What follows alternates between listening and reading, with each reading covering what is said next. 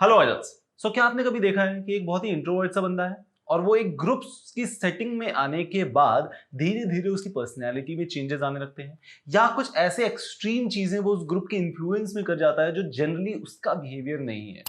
या क्या आपने कभी ऐसा नोटिस किया है कि एक बहुत ही कॉन्फिडेंट बच्चा जैसे स्टेज पर जाता है और उसको एक स्टेज कॉन्शियसनेस फियर होने लगती है और उसके कारण से उसका परफॉर्मेंस बिगड़ जाता है because of the obviously the group जो उसके साथ जहां पर जिसके सामने वो प्रेजेंट कर रहा है खुद को। ऑल दीज थिंग्स कंप्राइजेस कि यार जब भी एक व्यक्ति एक बंदा जब किसी ग्रुप में जाता है उस ग्रुप के कारण से उसकी पर्सनैलिटी में क्या डिफरेंसेस आते हैं। This is what we are going to study in this particular part of chapter number 7, influence of group on individuals behaviour.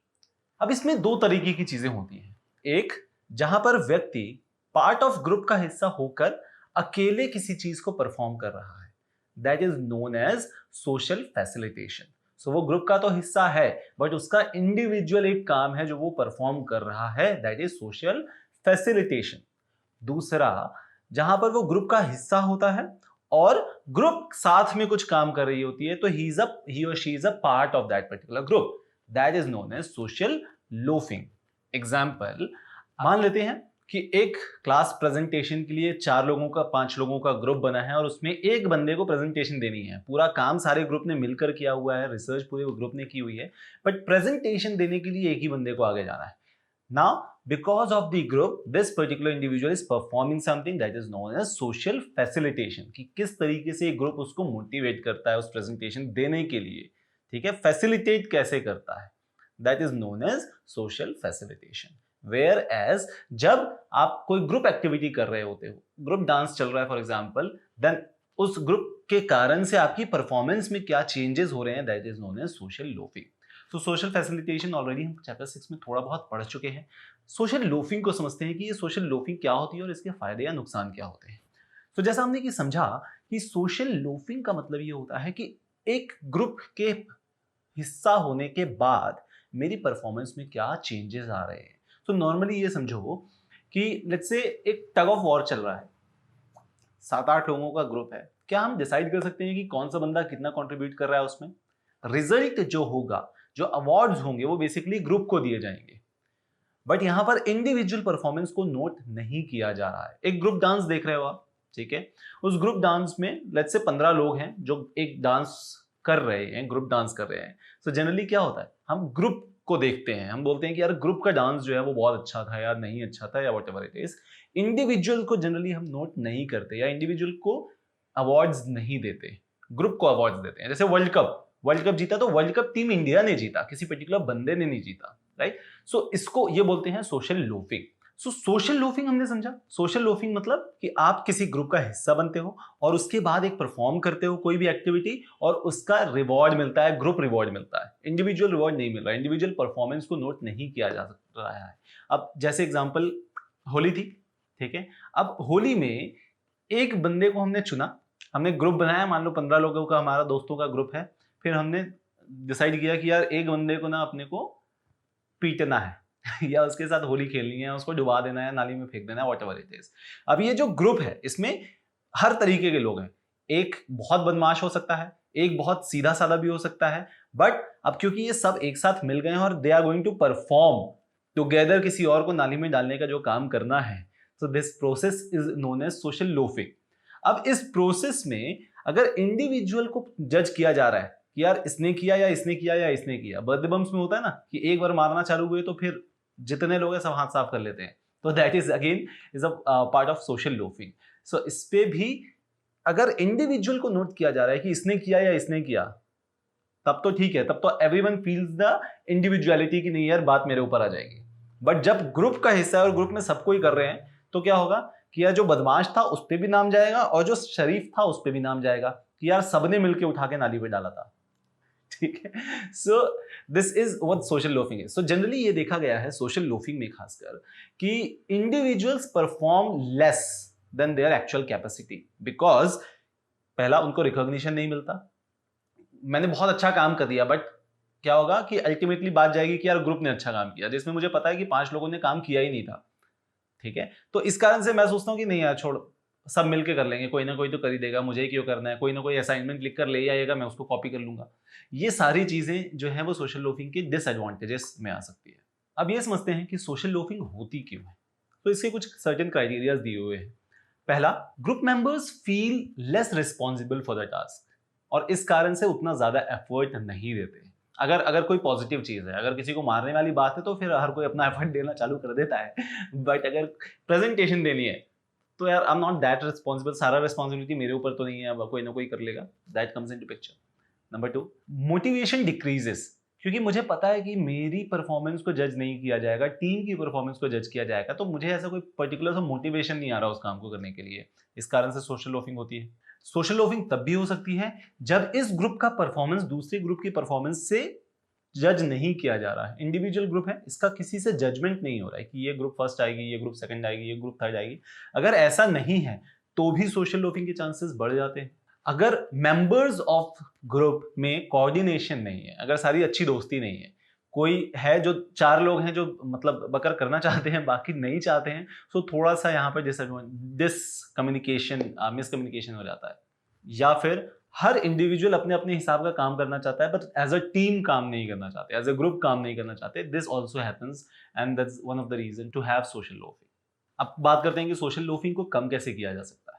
Individual efforts को आइडेंटिफाई किया जा सकता है कि किसने किसने कितना कितना काम किया है, इंडिविजुअली किस बंदे ने कितना काम किया है। जब ये हम जज करना स्टार्ट करेंगे तो सोशल लोफिंग थोड़ी सी कम हो सकती है, क्योंकि रिस्पॉन्सिबिलिटी मिल जाएगी हर किसी को, जजमेंट मिल जाएगा हर किसी को, इवेल्युएशन होने लगेंगे, तो चांसेस हैं कि वो सोशल लोफिंग जो है वो कम हो जाए।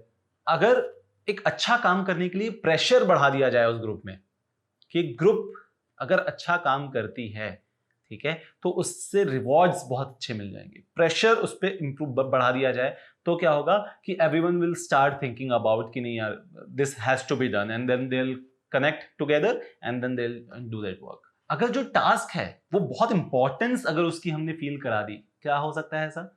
सो अगर लेट्स से दंगे हो रहे, अगर उस दंगे के इंपॉर्टेंस बहुत ज्यादा किसी ने फील करा दी, तो वो दंगे भड़क सकते हैं या ज्यादा हो सकते हैं, और सोशल लोफिंग कम हो सकती है। एवरीवन स्टार्ट फील कि नहीं यार मुझे भी इसमें कंट्रीब्यूट करना है।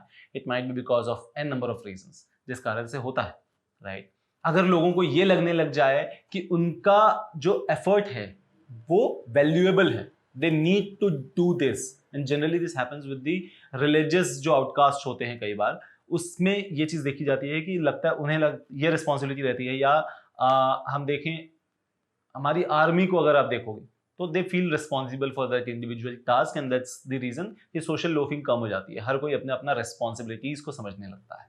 एंड ऑब्वियसली जब हमने कोहेसिवनेस की बात करी थी, अगर उस ग्रुप में कोहेसिवनेस अच्छा है तो मोटिवेशनली ऑटोमेटिकली मोटिवेशन आएगा, और साथ में काम करना पसंद करेंगे, साथ में काम करेंगे, साथ में हैंग आउट करेंगे, तो साथ में फाइट भी करेंगे, ठीक है। सो इस कारण से भी सोशल लोफिंग जो है वो रिड्यूस की जा सकती है।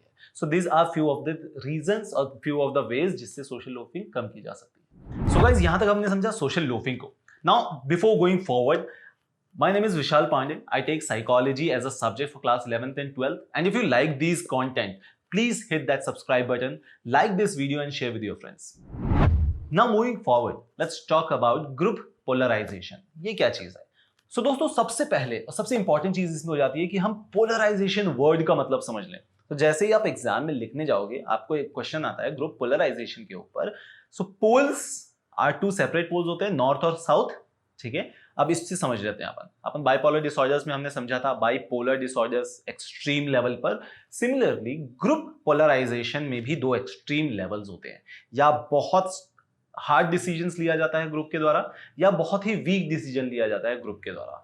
इसमें इंपॉर्टेंस ये रखता है कि जब ग्रुप की सेटिंग बैठी थी किसी डिसीजन को लेकर या किसी काम को लेकर, किसी टास्क को लेकर, सो उस वक्त पे इंपॉर्टेंट पॉइंट क्या थे, कौन सी चीज हैवी थी। लेट्स से कि हमने बात करी कि यार कैपिटल पनिशमेंट होनी चाहिए या नहीं चाहिए, होनी चाहिए रेप को लेकर, ठीक। 2 टाइप के लोगों को बैठाया, एक ग्रुप बनाया, उस ग्रुप में अलग अलग सेक्शंस के लोगों को बैठाया, एक पॉजिटिव पे बात कर रहा है, एक नेगेटिव पे बात कर रहा है, ठीक।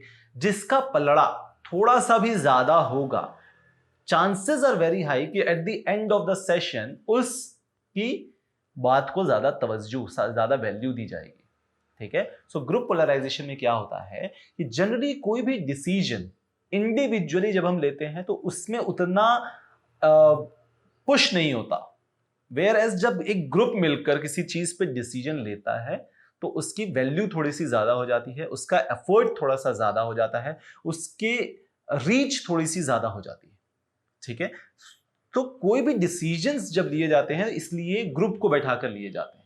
सो पार्लियामेंट में अगर कुछ लिया जाता है तो पूरी ग्रुप बैठी होती है and they discuss on certain points कि इसके क्या फायदे हैं, क्या नुकसान है। Sometime they fight also, sometime they walk out also, ठीक है। सो ग्रुप पोलराइजेशन का मतलब कि कितना एक्सट्रीम केसेस में जा सकता है। सो ग्रुप पोलराइजेशन में ये होता है कि या तो ग्रुप जो है वो बहुत वीक डिसीजन ले लेती है, या तो वो जो ग्रुप है वो एक्सट्रीमली हार्ड डिसीजन ले लेती है। So on both the terms depend करता है कि ग्रुप का लीडर कौन है, उसके मेंबर्स कौन है, कौन अपना पॉइंट ज्यादा अच्छे से रख सकता है।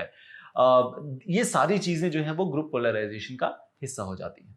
अब ग्रुप पोलराइजेशन होता क्यों है ये समझ लेते हैं।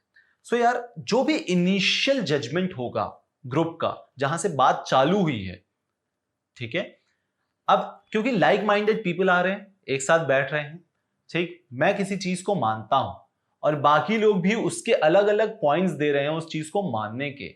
सो ऑब्वियस ही बात है कि मेरा जो थॉट प्रोसेस है वो और इंप्रूव होगा और स्ट्रांग होगा। मुझे ये लगने लगेगा कि यार जो चीज मैं सोचता हूं वही चीज हर कोई सोचता है, ठीक। तो जब हम लेट्स से हम टीचर्स की बुराई कर रहे हैं या किसी ग्रुप ऑफ गर्ल्स की बुराइयां कर रहे हैं या बॉयज की ग्रुप्स की बुराइयां कर रहे हैं या किसी पर्टिकुलर लड़के की बुराइयां कर रहे हैं, 2-3 लड़कियां हैं जो बात कर रही हैं कि नहीं यार ये लड़का बेकार है, अच्छा नहीं है, ये इस तरीके की हरकतें करता है, ऐसा करता है, हमें बिल्कुल पसंद नहीं है, छेड़ता है, व्हाटएवर इट इज। 3 लोग हैं जिसमें पहले ने एक पॉइंट रखा, दूसरे ने उसमें हामी भरी कि हाँ यार सही बोल रही है तू, बिल्कुल ही अच्छा नहीं है। तीसरे ने बोला बिल्कुल सही बोल रही है, बिल्कुल अच्छा नहीं है। क्या हो रहा है, मेरे थॉट प्रोसेस को बाकी लोग भी हामी दे रहे हैं, हामी भर रहे हैं, एंड दैट्स द रीजन कि ग्रुप पोलराइजेशन स्ट्रांग होगा। स्ट्रांग, अब सब मिलकर टुगेदरली डिसाइड करेंगे कि नहीं ये सही में वैसा है, खराब है, ठीक है। दूसरा बैंडवैगन इफेक्ट। सो बैंडवैगन इफेक्ट में क्या होगा कि जब बाकी लोग भी यही बोल रहे हैं तो सही होगा ना यार, यार जो चीज मैंने बोली वही चीज बाकी लोगों ने भी बोली तो बात तो सही होगी। सो और मुझे उससे पब्लिक से वैलिडेशन मिल गया कि जो मैं सोच रहा था वो सही है, जो वो लड़कियां सोच रही थी किसी पर्टिकुलर लड़के के लिए वो बात सही है क्योंकि बाकी लोग भी ऐसा ही सोचते हैं। That is known as bandwagon effect. And जब ग्रुप डिस्कस कर रहा है, व्यू पॉइंट्स मिल रहे हैं, तो हमें क्या लगने लगता है धीरे धीरे कि यार ये लोग तो हमारे इन ग्रुप का हिस्सा होने चाहिए, तो हमारी उनसे दोस्ती अच्छी स्ट्रांग होती लगती है, right? And that is again one of the reason to enhance group polarization. So these are the things that we understood about group polarization, क्यों होता है, कैसे होता है, about social loafing, social facilitation, how an individual की personality या behavior किस तरीके से influence होता है by the group, and that ends chapter number 7th for class 12th this year syllabus. I hope कि आपको पसंद आया हो, share this, like with your friends. तब तक के लिए guys keep learning, thank you so much.